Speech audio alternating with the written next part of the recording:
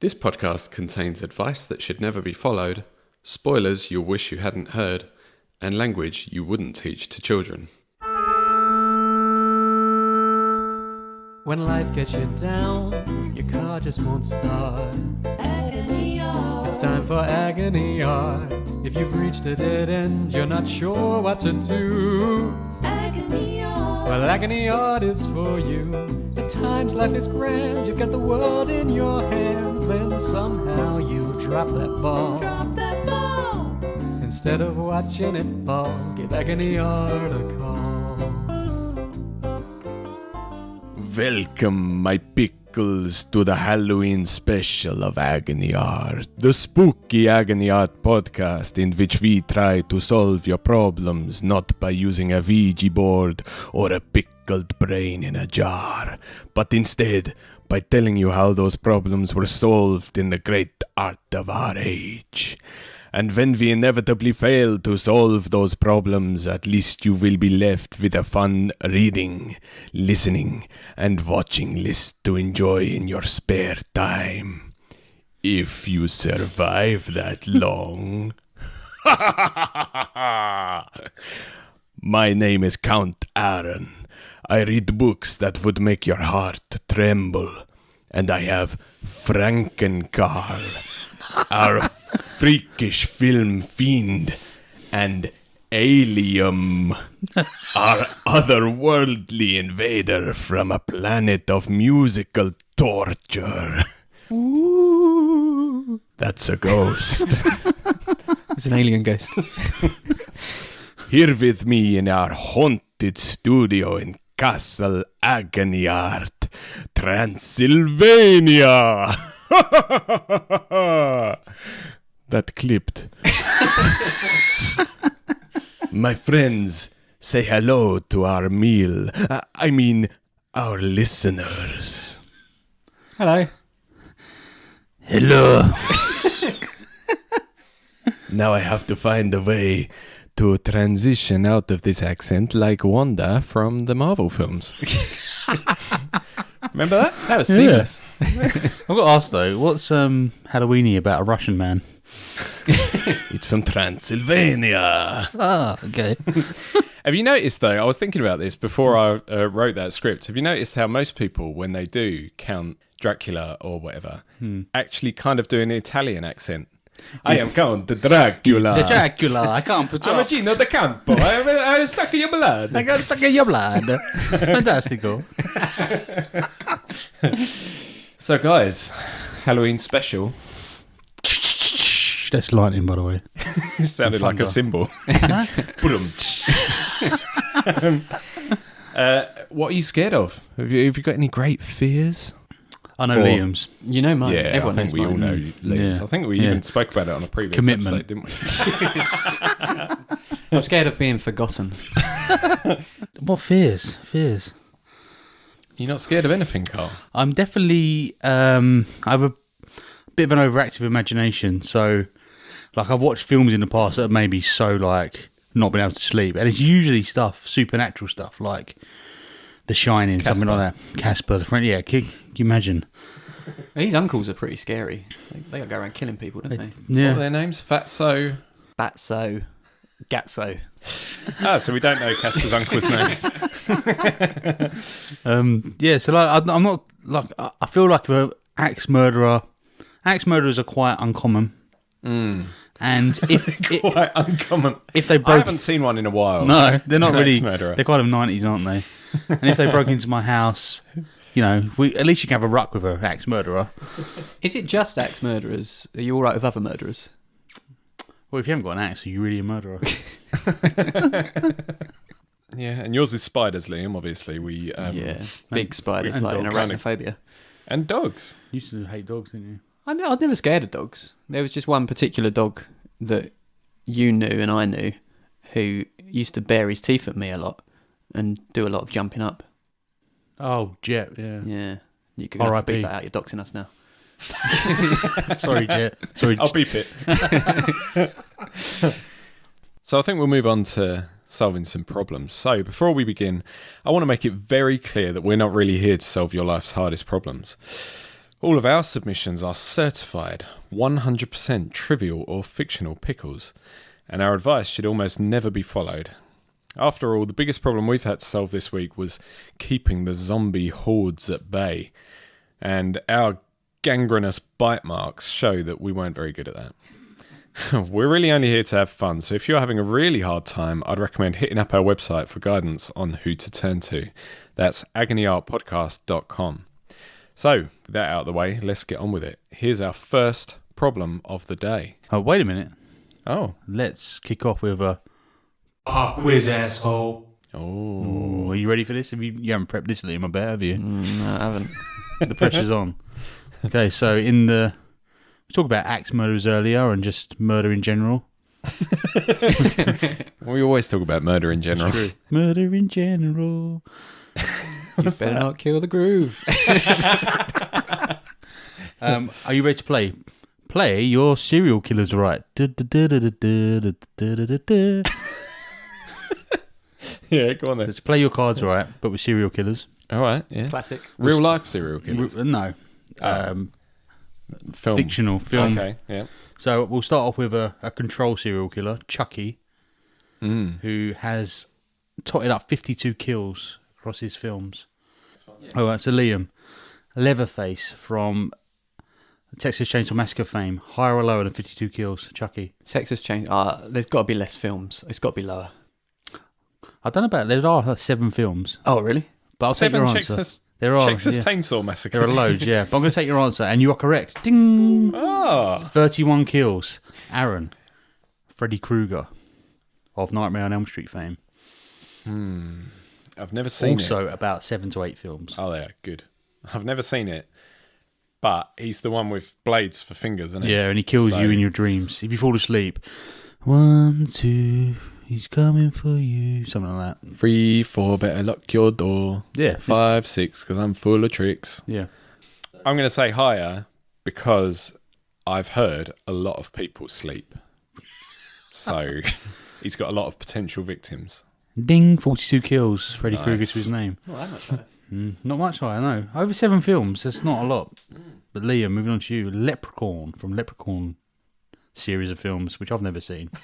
No. I'm going to use the same logic I used last time. Less films, less kills. 57 kills to Leprechaun's name. Oh my So do we play on with just Aaron, or do you Sorry. just carry on? Bejesus. I'll let you play for fun until then. But anyway, moving over to you, Aaron. Jason Voorhees, Friday the 13th. More or less than 57 kills. I'm going to say less. Lower. Oh. 160 kills. 160? He killed Oh my days. campers by the 160s. That's 160 done? That's why he stopped. I'm not doing that again. All right, so you both lost a life. How many lives have we got? Until we get to the end of the- 160. Are we not just scoring points? Could do. So you're on the same How points. long is this going to go on for? We're nearly finished. How many have you got? Hundreds. Michael Myers of Halloween. Probably 10 films. Yeah, there's a lot of films. And bearing in mind there's a new film out. Higher or Well, there lower was than a few weeks 100. ago. It's got Did you watch it? No. No. Oh, yeah, a few weeks ago it come out, yeah. Yeah. Higher or lower than 160 kills. It's got to be lower than 160, surely. Ding! Yes! 121 kills from Michael Myers. 121. Now, It's got to be lower. Whoever this is next, it's got to be lower, isn't it? Rambo. Higher. So, yeah, Rambo, it depends on what side you're on, but probably like, I would, to the Viet Cong, he's probably like a Freddy Krueger type character, isn't he? So, Rambo, higher or lower than... Kong, sitting around watching horror films. What horror film should we watch today, guys? 1, 2, Not Rambo's coming for you. He's not Rambo. So, Aaron, higher or lower Rambo than Michael Myers? Higher. 552 kills. And Liam, for the win. I'm giving Liam the win if he gets it. Thanos. The girl from The Ring, who comes out the video. Higher or lower than 552 kills of Rambo. 7 days. Lower. Surely.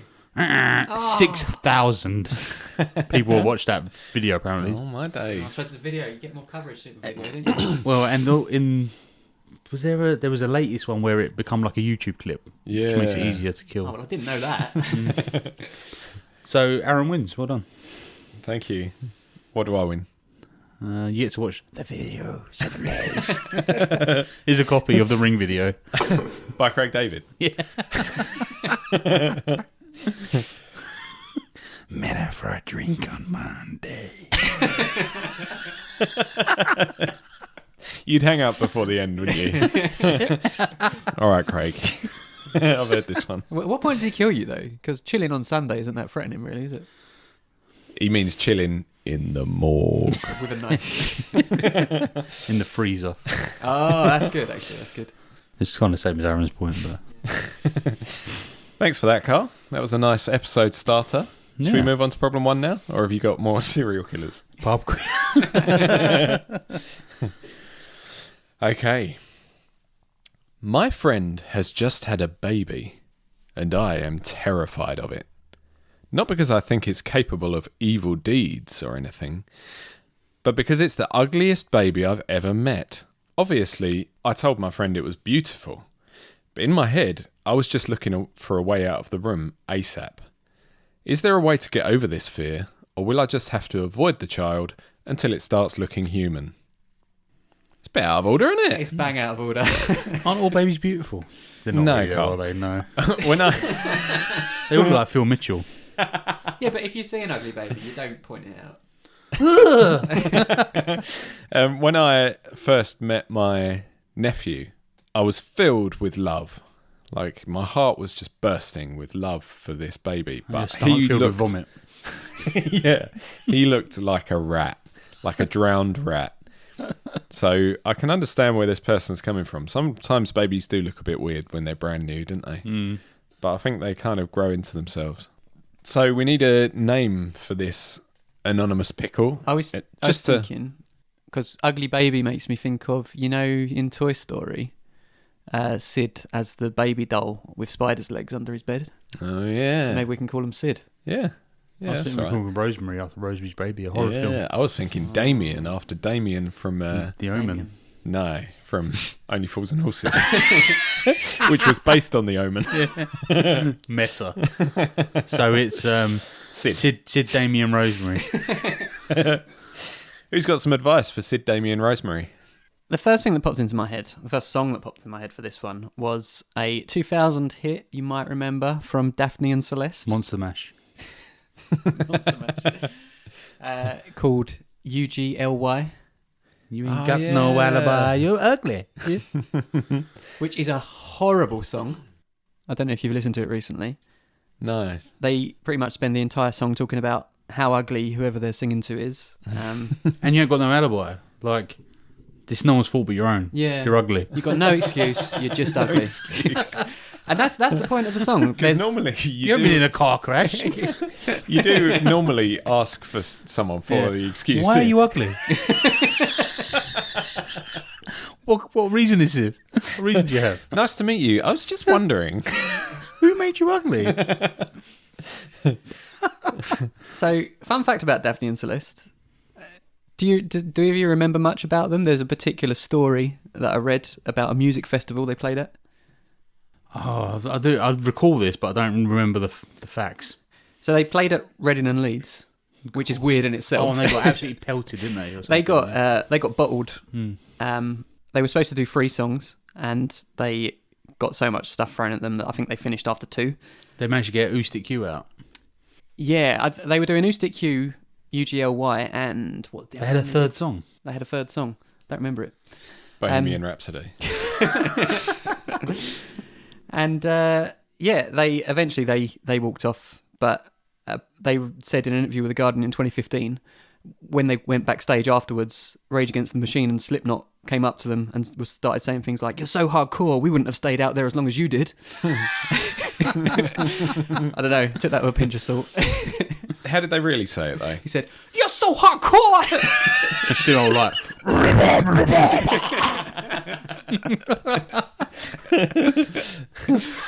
They gotta take those bottles back.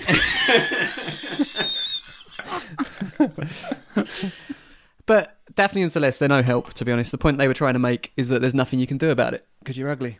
So, Is that what they're trying to make? Is that the point they're trying to make? well, Please tell me there's some like you're ugly inside and not on the outside in this song. Was it that no, superficial? and it's just the whole song is about how ugly someone is. Yeah, so Daphne and Celeste aren't really any help, but that was the first song that popped into my head. Just wanted to share that fun fact. But moving on, I don't think it would be too controversial to suggest that Sid is coming off as a little bit shallow here. I think we all agree on that, didn't we?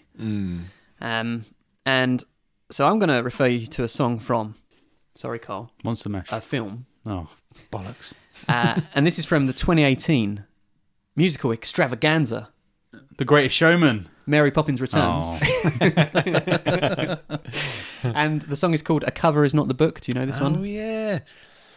A cover is not the book, so open it up and take a look. Because under the cover you'll discover that a king may be a crook.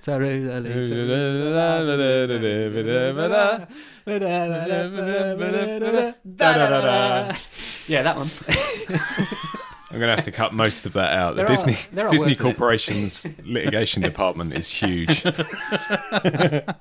So in it, Mary Poppins sings about an Uncle Gutenberg who was a bookworm and recounts a few of the stories he told.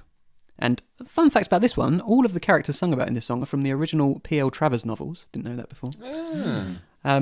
And the song's pretty notable in that there's a fair amount of innuendo in it, which I really wasn't expecting from a Mary Poppins film. I don't know if either of you remember this.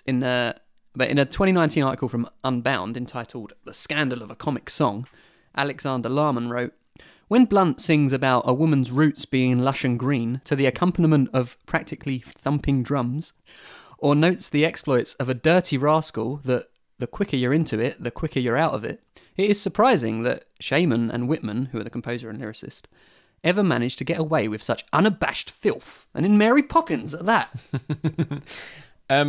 I did think that about the roots were lush and green because it sounded like it was about pubic hair. Yeah. and there's the end of that one, like she says there's seedlings everywhere, and it's like implication that they got it on and had kids. And then there's another one that's about the wealthy widow who don't wear any clothes and things like that. Yeah. Incidentally, Sounds filth. the composer and lyricist, the composer at least, Mark Shaman, composed the music for all of South Park, Bigger, Longer and Uncut, and he also wrote the music for Everyone Has AIDS from Team America World Police. So he's got credentials in The music in Unabashed South filth. Park movie's amazing. yeah. But in spite of all that, the message from this song is quite clear, as Aaron sang wonderfully. A cover is not the book, so open it up and take a look. Or put simpler, don't judge a book by its cover. Don't be a shallow pickle, Sid. And stop giving this poor baby stick for being ugly. Yeah, have a conversation with the baby, find out what makes it tick, and then you might become friends with it. Maybe you haven't got no alibi, Sid. Yes, Sid. C-U-N-T. You ain't got no... You don't want to be friends with me. You cut it. Oh, that's amazing. What did you think of Mary Poppins Returns? I thought it was pretty good. I thought it was fantastic. Yeah. I haven't seen And- it because my wife hates Emily Blunt, so I won't watch it. Oh, I think she's great. I liked Emily Blunt in Edge of Tomorrow, which we've discussed a few times. Yeah. She's great in that. Yeah, and have you seen A Quiet Place? I haven't, but I want to see that. Oh, it's fantastic. Really good film. I haven't seen A Quiet Place 2. What was your point again? Oh, Don't yeah. judge a book by its cover. Yeah, don't be a Oh, dickhead. yeah. Yeah, I think I agree with you, Liam, because as we've discussed, some babies, when they're fresh out, just brand new out of their box, they can look a bit weird, can't they? But maybe this baby really is weird. Dun, dun, dun. I'm going to talk about The Fifth Child by Doris Lessing, which is a horror story from 1988, in which Harriet and David... It could be me. I was born in 1988. It might be you. Well, listen to it and we'll see if this description suits you. Harriet and David might have been your mum and dad, but with their names changed for the purpose of Protecting the anonymisation. innocent, Yeah. keep having kids. They seem like the perfect couple. They're No, so happy. not me. That's not my mum and dad. By the time they've had 4, David's brother-in-law says that they should probably stop having them because they keep pumping them out. Would you ever offer that advice to your brother-in-law? Can you stop having kids, please? This is too much now. Stop pumping them out, would you? It is a bit weird thing to I'm say fed to up with someone. buying presents. I'm not buying presents for I'm 5. sick of your kids. But still, they ignore him. They fall pregnant with their 5th. Pumping goes on. Pumping. But this one is a bit different. The pregnancy is a bit less comfortable. And in fact, it feels like the baby's trying to tear its way out of her stomach. They go to the doctor and he says, don't worry about it. All babies It's fine. do that. Yeah. Just typical baby behaviour. Grow up. But when the baby's born, he's 11 pounds, caveman-like, and very strong. Has he got like a Flipinso outfit and a club? Yeah, he's got like a tunic made from the skin of a cheetah. And a tie. A big long beard and long shaggy hair. And when people see the baby, they say he looks like a goblin, a troll, a gnome. He's so ugly that Harriet and David decide that they won't have sex anymore so that they don't run the risk of making another one. Wow, drastic action. Can you imagine if your parents said to you one day, we stopped having children because of you? Not just children, but sex. Yeah. We haven't had sex since you were born because you were so ugly and we didn't want to run that risk. This kid, Ben, he sprains someone's arm through the bars of his crib, and a local dog and cat turn up dead, presumably victims of his violence. And this is before he's even 18 months old. Jesus. Funny phrase that, turning up dead. I got there and I was just dead. arrived and it's dead. You're absolutely right, Carl. Maybe they were already there and the person who found them turned up. Yeah. Yeah. I turned up when they were dead. Yeah. And as he gets older, so that's before he was 18 months old, but as he gets older, things don't get much better. He's so violent and clumsy that people tell Harriet to institutionalise him, put him somewhere where he can't hurt people anymore, but she can't because she's his mum and she wants to stand by him. Long story short, things happen. He ends up forming a gang and sending local crime rates soaring. Still at 18 months. Yeah. No, this is by secondary school age. Oh, okay, right. And he gets so bad that the family move away from him. You know. I think Harriet kind of, they say they won't give him their new address so that he won't turn up. But she kind of, because she loves him and she wants to stand by her own kid, she secretly gives him the new address, but he just throws it away. So, what am I saying? I'm kind of sticking up for the person who wrote the problem, aren't I? Stay away from this child. No, I'm not saying that because, as we said, I think you need to chill out a bit, Sid. Leave the baby alone. Stop judging a book by its cover. But be prepared for the eventuality that you might have to run away from this child as it grows up. Yeah, be cautious. Yeah. Consider moving away. Maybe that helps. Yeah. Give the baby a chance. Stay for now, but have a look on Rightmove. See what options there are in. Buy a second home just in case. Keep it secret. Yeah. Yeah, mine's not particularly spooky. I'll try and spook it up a little bit. So, I thought you were only going to do horror films, Carl. well, I am apart from this one. But All right. I don't know. It's tenuous. In 2019, Disney released a series that introduced a terrifying character. Baby Yoda. Oh no! To be fair, if you're Baby Yoda's enemy, it's pretty terrifying. Yeah, it's true. Have you watched it, Mandalorian? Yes. Excellent. I had put off watching it until like this month because I was so scared of hating it. Like I hated the new films, but this is made for us, our generation, isn't it? It's probably one of the best things I've ever seen. Amazing. Anyway, Mandalorian 2019 to present, created by Jon Favreau, Disney Plus. Is it going on, or is there The third series is it? is in the mix, I and didn't then even know there was two. you've got an Obi-Wan Kenobi series coming. I think there's a Yeah. Boba Fett spin-off series coming. I don't think you can go wrong with Pedro Pascal either. He's can you? amazing, isn't he? Yeah. Yeah, he's great. So he plays Din Djarin, a Mandalorian, which is like a famed race of people that are great at combat. Ancient enemy of the Jedi. Although he doesn't know what a Jedi is at this point, which is quite interesting.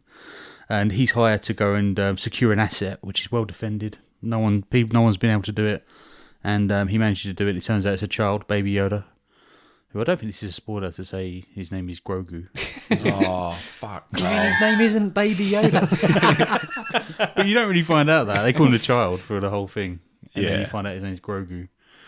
To be honest, I don't know if you've seen, Sainsbury's are doing these cards at the moment with Disney characters on them, and we get, because we get Sainsbury's deliveries, we've got loads of them, and I got one. Because we get deliveries, we've got loads of them. I got one. What, is that a brag? I don't think it was. All right, we'll have a look at your Disney card collection later, Liam. And it was a picture of Baby Yoda, and it said Grogu on it, and I was like, "Who the fuck is Grogu? That's Baby Yoda. What's going on?" This is one of them. Yeah. So, whilst he's just a job, they kind of grow close, and Grogu saves Mando. So maybe you should put your fingers in your ears then if you're going to watch it at some point, Liam. How much are you going to spoil it, Carl? I'll only watch it if you guarantee me I'll enjoy it. Yeah, you you definitely will. All right. It's really, really good. I don't really spoil it, but I just outline the plot for the first two series. So. All right. So the child Grogu, Baby Yoda, saves Mando from a mudhorn, which is going to kill him. And they get a connection, and he doesn't really know what it is. It's like a little green alien with big ears that looks like Yoda. People often mistake it for a pet, so it's ugly, if you like, if your perception of a child is human. He delivers Baby Yoda and is paid handsomely in Beskar, forms a new armour. It turns out he's a foundling himself. He was saved by people, and so he starts Saved feeling by the bad. Bell. Saved by the Bell. Zack and Slater saved him long ago. He got screeched. So he feels bad and he decides to save the child, and then he's given the quest of returning it to the Jedi. So he then ends up trying to find a Jedi. So what's the point of all this, eh? Baby Yoda is like hope for the good side, the Force, the Jedi. You know, he's potentially another Yoda born, but he's an ugly little thing that most people don't pay attention to. Bad people want to capture him for his power. So I think you should give this baby a chance. You know, he might be ugly, but he could be our future hopes and dreams. Yeah. Just like Grogu. You can take your fingers out your ears now, Liam. Thanks. How did you know what I said? You heard every word of that. I just saw you point at me. Yeah, I think that's a good point, Carl. This baby might hold the key to our salvation. Exactly. So, You bloody spoiled it for me now. unlike Baby Yoda. But yeah, I can't recommend it enough if you haven't seen it. Even though I'm 2 years late. Yeah, no, it's great. You should watch it, Liam. All right. It's like a Western. Like the way it is, it's just quality. Is it good enough that even if you're not that into Star Wars, you'll still enjoy it? Yeah. I think you won't love it like I do, because like all the little details is what I love as a huge Star Wars nerd back in the day. But it's still very good. It's very much like every episode he's going to do something. A mission comes up. He has to, that furthers his journey by doing this mission kind of thing. So How many Ewoks are in it? I haven't seen Zero. one. Yeah, zero Okay. Ewoks. I'll watch it then. There is a Jar Jar Binks joke, isn't there? He goes, "What is he, a Gungan?" He goes, Yeah. "Misa think you ugly," or something like that. Yeah, actually. Yeah. I watched it 2 years ago, Carl, so Yeah, so you don't I can't remember. I can't remember that one. Call yourself a fan. Problems. We all got 'em. Problems. We all got 'em. Problems. We all got 'em. So let's try and solve some problems. Hello, Pickles. You don't know me, but I know you. I want to play a game. It's called Problem 2. Imagine he's like, oh, what a blue game. It's called Connect 4. You go first. Yeah, I know that he has a deep voice, but I couldn't remember what it was like. I think yours was probably more accurate. Mine was a bit more Kratos, wasn't it? Yeah. Boy. I think Let's play a game. his inspiration Boy. for the cube. Sounds easy, but not when you're in the cube. And then Philip Schofield comes in and goes, so, Bear trap on the head, eh? are you going to risk it? Do you want to simplify? Very good. Okay, problem 2. I think my house might be haunted, but just in one room. The utility room. Whenever I go in there, I hear this rhythmic knocking sound coming from somewhere inside or behind my boiler. Like someone is trying to communicate with me from the other side.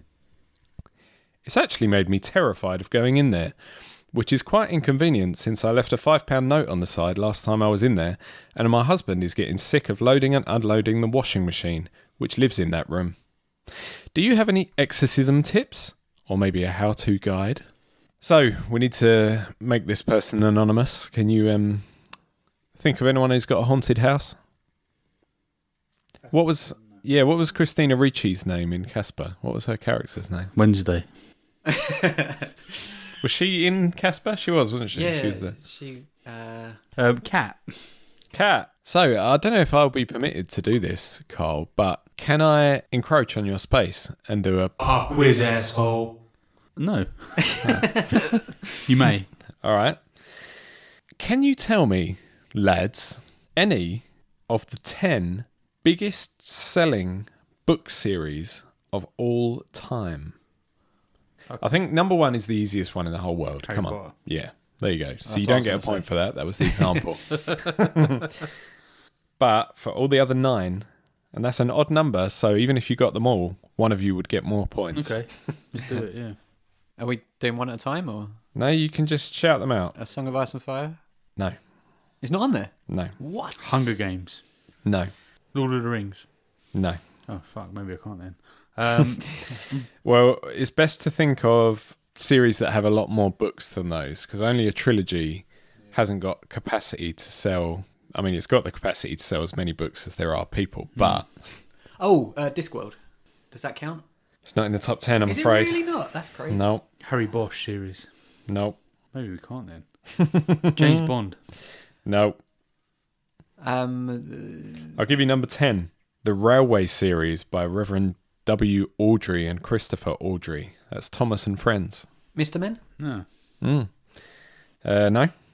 All right, I'll give you number 9 then, just to help you along your way. Noddy. The little man in the red and yellow car.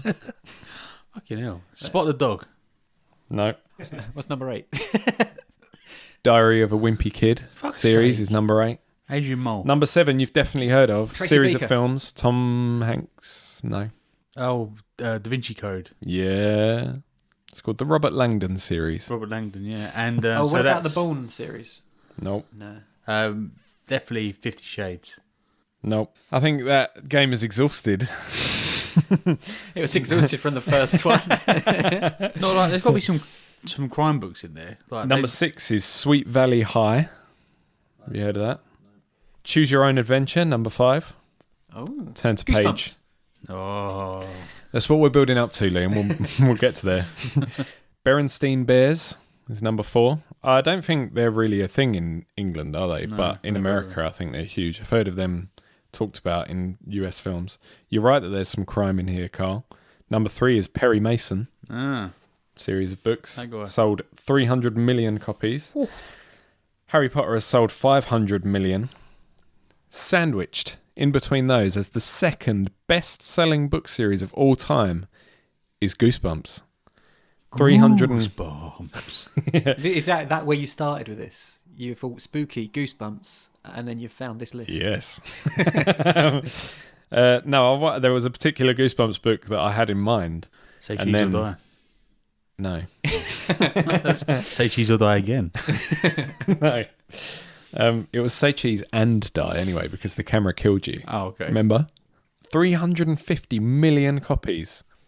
Goosebumps books. Our have style sold. must be minted. There are 235 Goosebumps books. So he's minted, but he's earned it.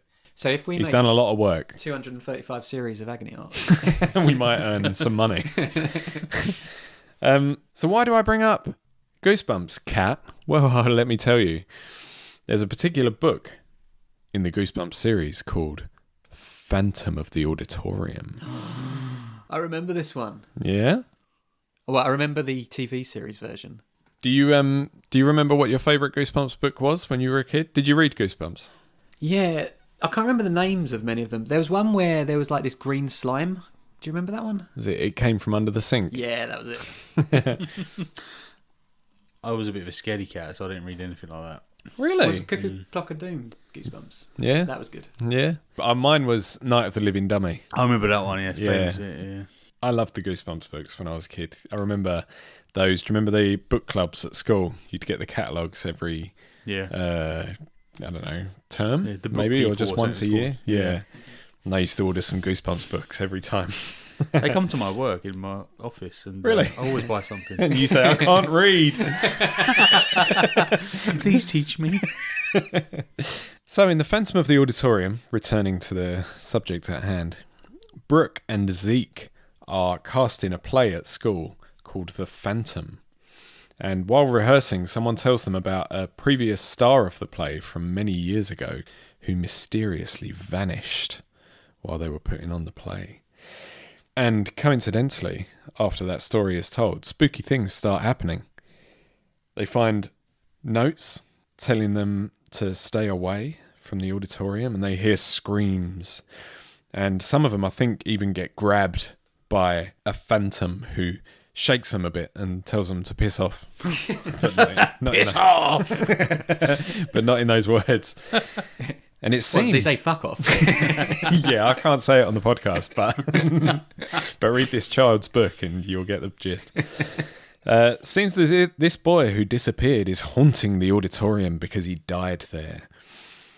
So, maybe someone died in your utility room and they won't leave until they've sorted their unfinished business. Or maybe you should get a plumber in because it sounds like there's something wrong with your boiler. That's my advice. My first instinct was maybe it's Matthew McConaughey from the future tapping to tell you to save. Oh, shit. Yeah, we spoke about that. Yes, but that's been done. So you could see episode 1 and follow that. I don't know what the Was it advice that long there. ago? I think it was, yeah. Oh my days. Time really does fly when you're in Christopher Nolan's world.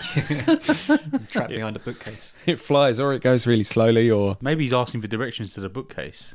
But he's in there used to be a bookcase here. But my advice is very similar. And if you watch a genuine creepy film, The Sixth Sense, Oh, yeah. from 1999, directed by M. Night Shyamalan. Have you seen it? Yeah. Yeah? Have you? Yeah, I've seen it. Should we... I've seen a film. Are we going to spoil it for our viewers, listeners? Surely, we're going to talk about that at the end and see if we're going to. yeah. Is this spoilable at this stage? Surely 22 everyone years who's gone old. to see this have seen it. Well, the thing I is, agree. There should be like a statute of limitations on spoilers. My only issue with some spoilers, like this one, is that you may as well not watch the film Yeah. if you know That is spoiler. the thing, yeah. Some spoilers, some people moan about spoilers when it's just, it's not like a twist or anything. They just don't want to hear anything about this film or whatever. Yeah.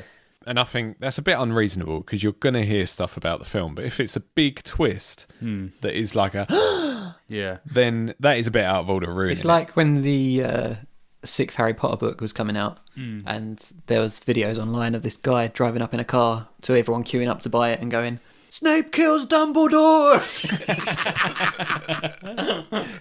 What's an answer? Do you remember The Simpsons where Homer walks out of Empire Strikes Back and says, "I can't believe he's Luke Skywalker's father." So yeah, I'm not going to spoil it, I don't think, because part of the reason we do this podcast is to recommend things to watch, see, and I encourage people to go and watch this film. And there's no point if I spoil it. Actually, I have been reading Gone Girl recently, as I keep telling you. God, he don't stop banging on about it, does he? And I'm really enjoying it, but I am a bit upset that the first time I heard about it was when Aaron completely ruined the plot. Did I ruin the plot? Did we both talk about it? Or? Yeah, so anyway, I can lay out the plot and without ruining it. Well, I'll ruin the plot, but but I'm not gonna reveal the big twist. Yeah. So Bruce Willis is a child psychologist called Malcolm Crowe, and he's treating a 9-year-old boy, Cole Sear. And Cole is he's a distant, depressed young man, but he confides his secret to Malcolm. He can see dead people. They're everywhere, walking around like normal people. How often do you see them? All the time. It's pretty sad, isn't it? Yeah. But Malcolm thinks Cole's delusional. But then when he listens back to a recording of one of their sessions, he can hear, I don't know how he knows, a Spanish man crying. Cries in Spanish. Arriba.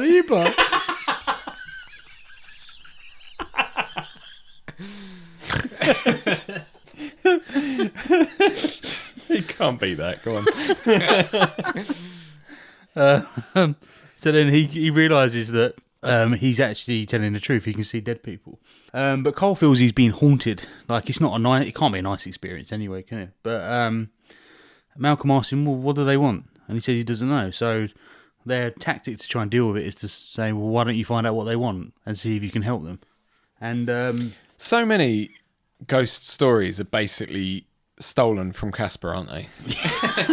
Just help them finish their unfinished business and they'll go away. Yeah. Didn't Casper turn into a real boy at the end of it? Or am I thinking of Pinocchio? Help them finish their unfinished business and they'll turn into like an Edwardian boy and have a dance with you at a ball. That old chestnut. Classic plot line. Their unfinished business is always easily solvable, though, isn't it? Like, Yeah, they're never you could have sorted this out yourself. Yeah. But you went and died. They're never like, I want to feel like my life has meaning. You know, because then you'd be like, oh, I'm not bothering with that. See you later. That's a bit too intangible for me. Yeah. So one of the ghosts is a young Misha Barton. I think it's Misha Barton. Maybe. I made that up, yeah. I don't remember. But she appears to Cole like in really creepy places. Like he's created like a little tent in his bedroom, which is his safe place. But she appears in there and then she's vomiting all over his tent. Not much of a safe place, is it? Not from a ghost. There is no safe place, is there? Poor Cole. And when he decides to ask her, what does she want? And it turns out that she speaks to him, tells him off kind of, we don't hear it as an audience. And then he goes to her funeral, which she's only just died. And she tells him to find a home video that she secretly filmed of her mother poisoning her, like regularly, like little bits of poison all the time, which is what killed her. And he finds the video and plays it at the funeral. This is like ballsy, isn't it? And then the mother gets caught, and it transpires she was doing it to her other daughter. So he also saves the unfinished business is stop my mother from killing my sister. Yeah.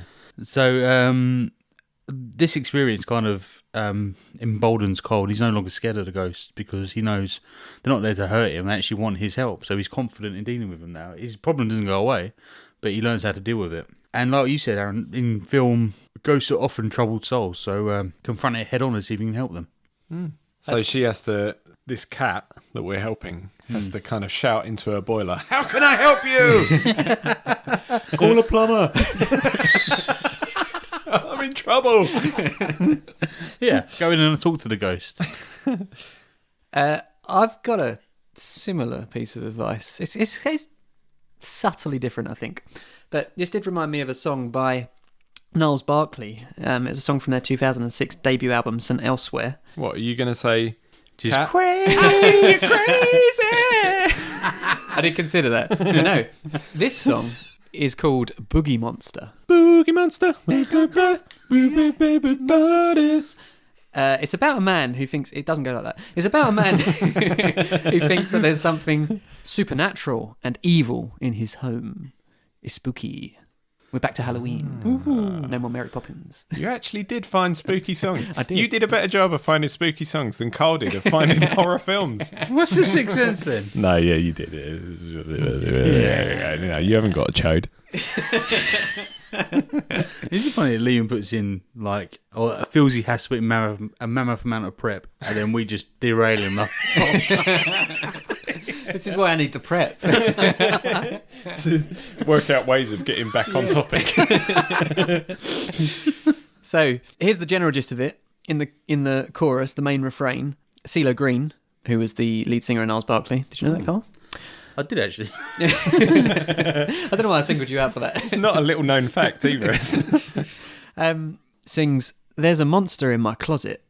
Someone's underneath my bed. The wind's knocking at my window. I'd kill it, but it's already dead." And it's a very spooky song. It's really good vibes for a Halloween playlist if you want to put one together. But yeah, Boogie Monster ends with a twist. At the end of the song, he sings, "I used to wonder why it looked familiar. And then I realised it was a mirror. And now it's plain to see, the whole time, the monster was me." So he was the monster. He was under his own bed. And he With a mirror on must top of the underside of his bed. He must have had mirrors everywhere. But this brings me to my point. Rather than exorcising the ghoul, if you are brave and try and face your fears, you might actually come to realise that there's nothing to be scared of at all. Because you're knocking on your own boiler. Knocking on your own boiler. Maybe you're subconsciously trying to tell yourself that you need to call that plumber. When you said exercising the ghoul, I had a vision of you, like, getting the ghost and getting on your pelotons. And then, come on. Come on, ghouls. So our advice, although we've shielded it behind films, books and TV, is really call a plumber. From all three of us. Yeah. Can you help me with my problem? I think that it might be a long shot. My problem is, you see, that no one believes that I am not a robot. Executing procedure. Problem solving. Darkness falls across the land. The midnight hour is close at hand. Creatures crawl in search of blood, but find only problem 3. That didn't rhyme. Neither does Neighbourhood. Oh, yeah. Yeah, but it's got 2 O's and a D in it. Oh, yeah. You look so confused then. How do you spell? Good point, Liam. I think my mum might be practicing witchcraft, or at the very least dabbling in voodoo. Every time my wife and I go round to her house, we have to leave early because my wife doesn't feel well. I know they're not the best of friends, but casting spells and voodooing my wife is going a bit too far in my opinion. Should I learn some counter magic, or just have a word with my mum? Do you two, either of you two, get mysterious illnesses when you go to your in-laws that mean you have to go home early? I'm getting this weirdly full up feeling that I've eaten too much. Yeah, I get fed well at my in-laws as well. So we can't really sympathise, but I'm sure we can think of a name for this person whose wife has a problem with her mother-in-law. I was going to say the bloke from 101 Dalmatians, but Cruella de Vil's no one's mother-in-law, is she? Let's go with Roger. Yep, Roger. Rog. All right, Roger. What have you got for Roger, Carl? Well, I think it's quite simple, really. In Hocus Pocus from 1993, What a film. directed by Kenny Ortega, the Sanderson sisters are 3 witches and they're hanged in 1693 for sucking the soul out of a young girl, sucking the youth out of her to become youthful themselves. So they get hanged for this crime, but they cast a spell which allows them to be revived should a virgin light the black candle in their house on a full moon on Hallows Eve. Virgin. And enter Virgin Max. 15-year-old virgin Max. He's new to town. I think he's trying to impress a girl, and he lights the candle, and the witches return. Yeah, so Binks, I've written the vat form of Emily's brother, but it's a cat form of Emily's brother. Emily's the girl who from 1693 whose soul got sucked out. He's guarded the house, but not very well, obviously. I suppose he's done it well for like 300 years, but... And he is just a cat as well. So He's a cat who lived for 300 years. Yeah, well, he's cursed. Oh, yeah, right. he was the brother of the girls whose soul got sucked out in 1693, and now he's a cat. Have you not seen Hocus Pocus, Liam? I think I've seen it a long time ago, though. Oh, it's so good. So Binks advises Matt and his pals to steal the spell book, and when they do, the witches are basically useless. They can't do anything about the spell book, it seems. You should remember spells, maybe witches. Not very good witches, are you? No. Mind you, I can't cook any meals without my recipe book either. It's true, yeah. I've written down all my favourite recipes in it. So things happen. The witches get the book back, and they try to suck the soul out of all of Salem's children. But then they fall on hallowed ground, which is a cemetery, and turn to stone. Spoiler, sorry, Liam. So, if she doesn't have a spell book, nick the spell book if she's got one. Then she's useless. Or let's go for a walk to a cemetery where she'll turn to stone. Although it's your mum, you might not want to do that, but it's something you can do. Hey, Mum, come to this cemetery with me. This is a slight problem with this problem, isn't it? That you don't want to do anything too extreme, presumably, because it's your mum. Well, who knows what you want to do? Roger. We'll just give you the options. Yeah. You can choose.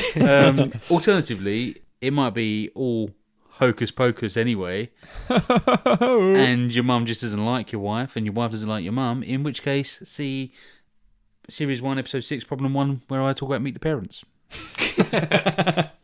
Did you write that down? Yeah. All right. I thought you remembered it. Are we just going to start referring people back to old episodes? I thought I could just say, Yeah. just see last episode. Very I similar. think it was in one of the first episodes where we said pretty much the solution to all of these problems is talk it out. Yeah.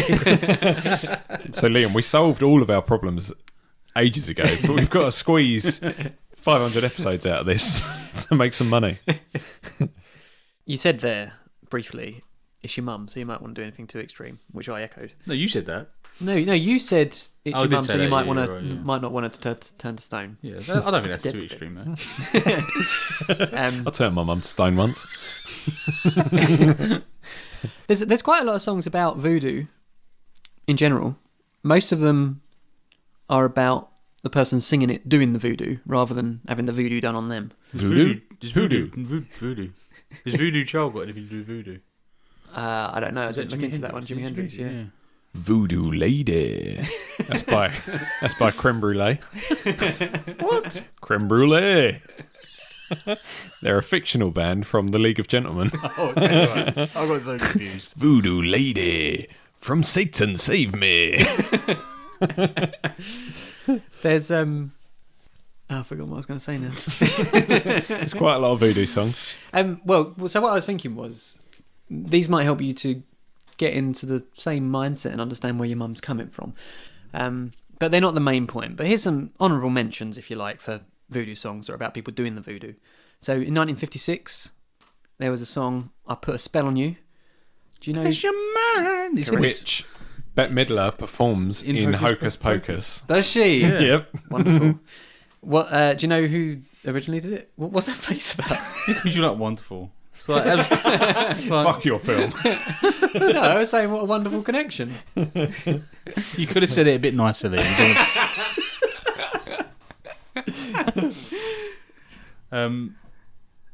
No. No, Gloria Gaynor. to be honest, I wasn't expecting you to. It was by Screamin' Jay Hawkins, who, before this song, was just a blues singer called Jay Hawkins. And But then he got scared once. And ever since then, he's only been screaming. well, I couldn't find the original source for this. This is written on Wikipedia, so it might be made up, but it's a pretty wonderful story. So I'm going to relate it. Hawkins originally wrote it as a slow love ballad, but allegedly the producer brought in ribs and chicken and got everybody drunk, and that resulted in the version that got recorded and gave Screamin' Jay Hawkins his epithet. Ah. So Does he scream in the song? I can't remember. he's having all these ribs and all this chicken and all this booze, And screaming. and then he's like, "Because you're mad." We got ribs and chicken on the way. Might improve the podcast. Yeah.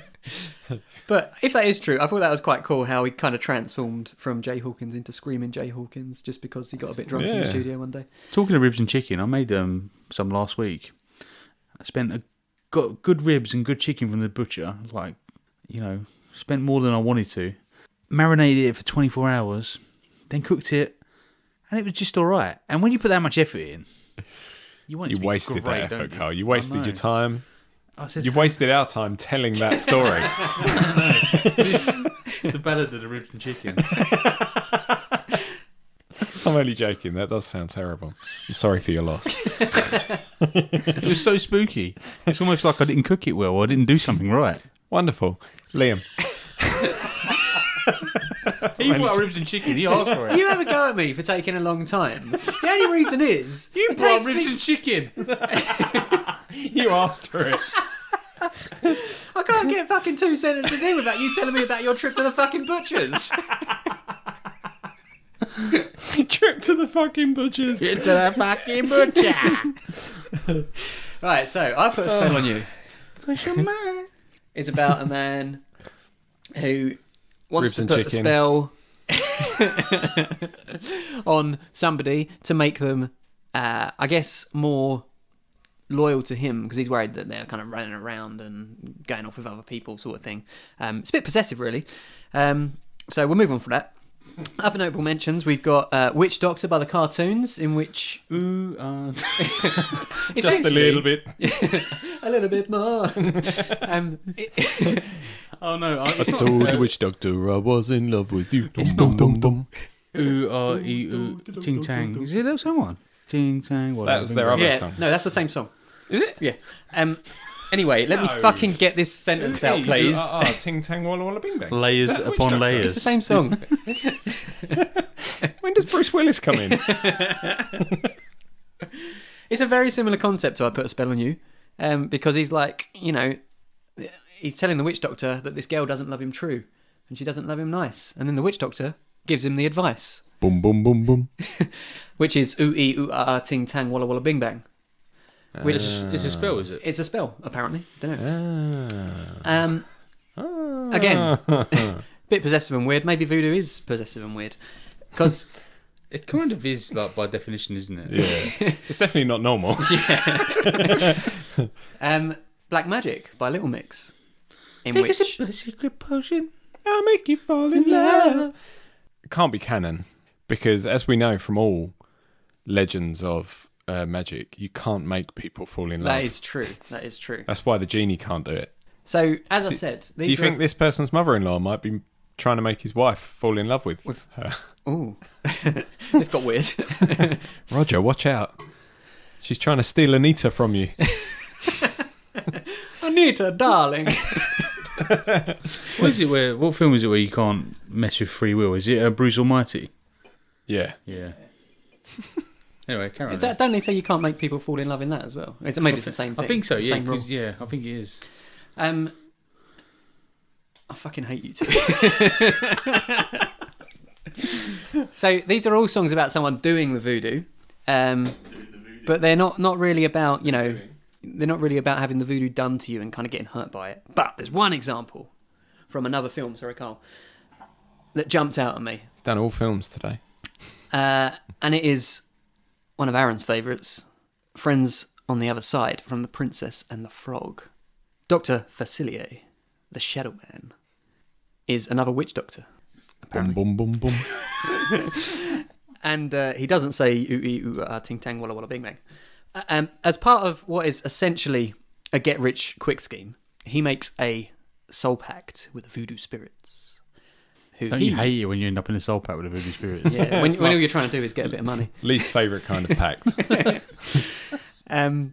And he refers to them as his friends on the other side. But to get their assistance, he has to promise them something pretty big. He promises them the souls of everyone in New Orleans. And ultimately, it's a promise he can't deliver. And he meets, I think it's fair to say, an unenviable fate at the hands of his friends on the other side. Boom, boom, boom, boom, boom, boom, boom. Are you ready? Boom, boom, boom, boom.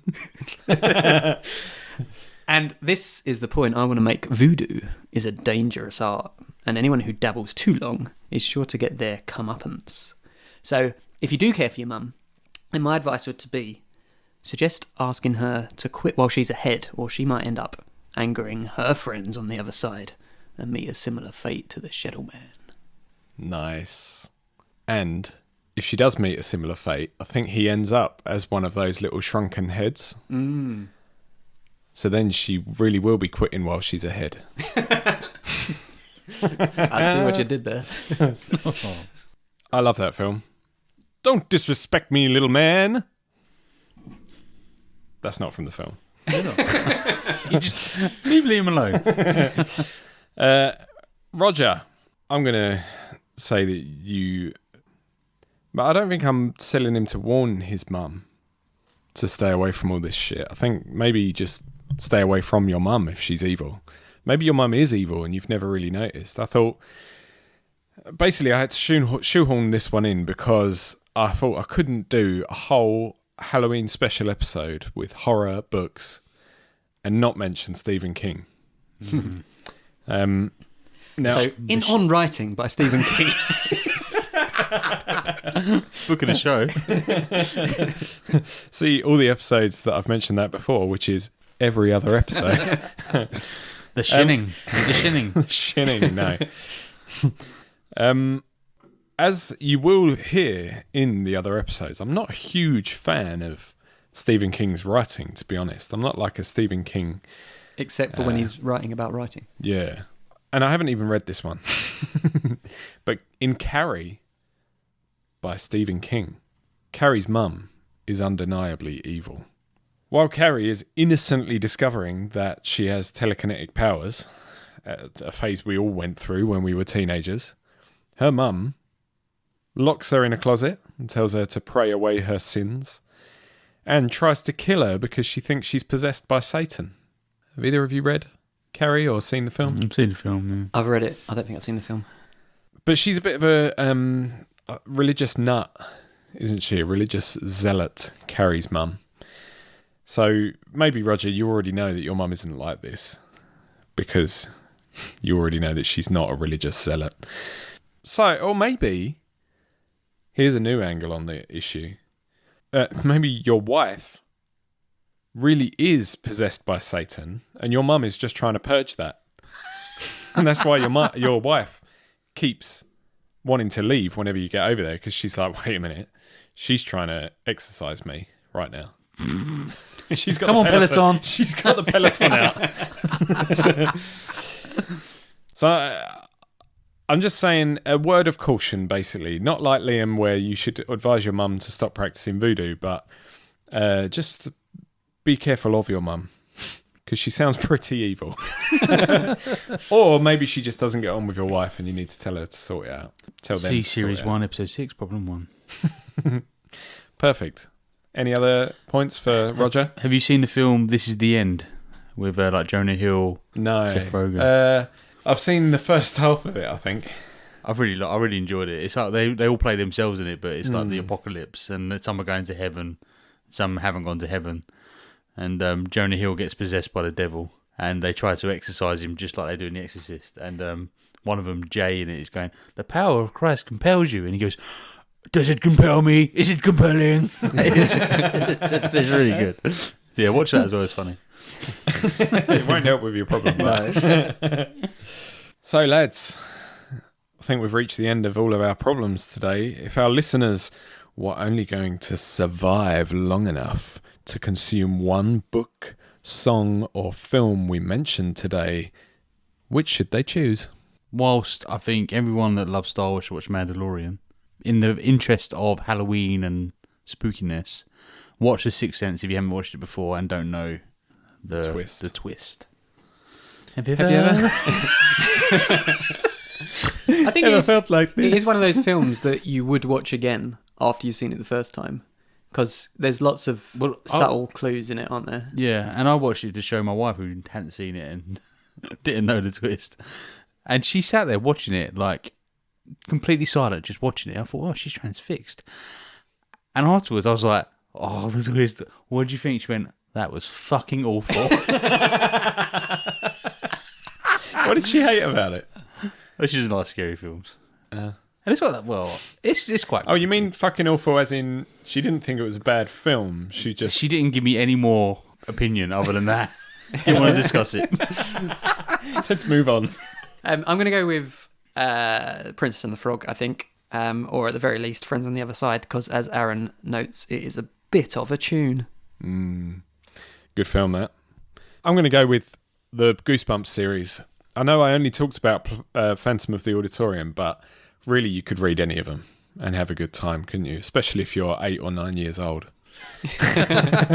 In which case, what are you doing listening to this podcast? It's got terrible language and terrible advice. Well, I'm afraid that's all we've got time for today. The full moon is rising. Ooh. And if we stay here any longer, you'll see a side of me, Carl and Liam that you've never seen before and won't live long enough to see again.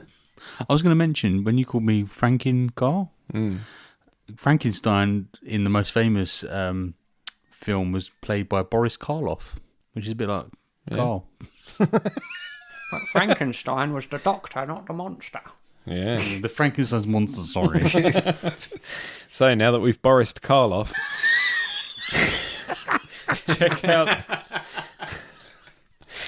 check out the episode notes or agonyartpodcast.com to find links to all the media we mentioned today and for a link to the Agony Art Spotify playlist where you can listen to all the songs.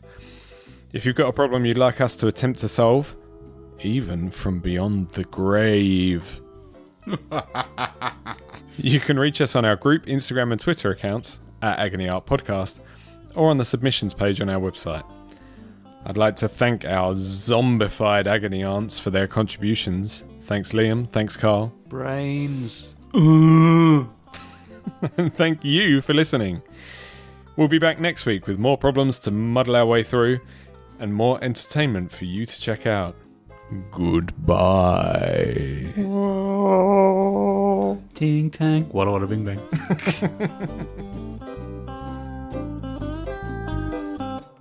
But I'd suggest keep it light, cause their advice can be shite, and they won't be held liable.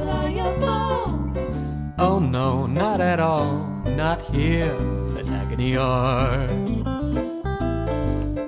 Agony Art. Agony Art.